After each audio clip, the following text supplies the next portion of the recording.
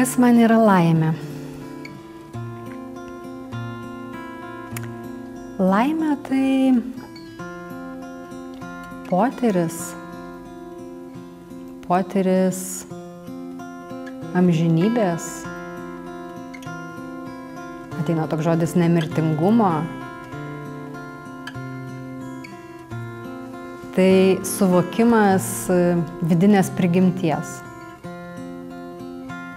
Suvokimas, kad ne pasaulis man kažkaip tai atsitiko, o kad mano tikrasis aš, ne ego aš, bet mano tikrasis aš ir yra visa, kas yra, visa pasaulis. Man tai yra laimė. Laimė šeimoje.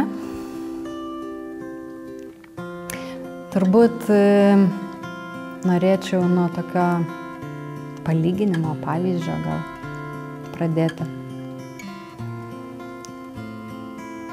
Kaip augalas auga vazone.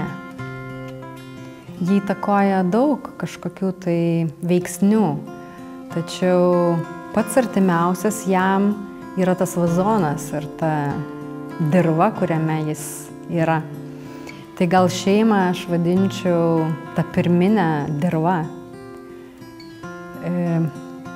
Ta pirminė terpė, kurioje augalas gali augti, gali save pažinti, gali save atpažinti kito vaizde.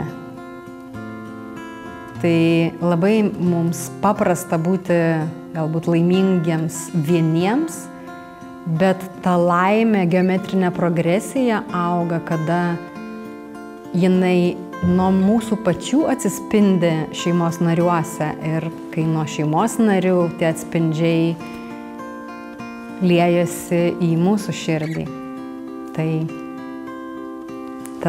ta tokia sąveika augimo ir yra laimė šeimoje.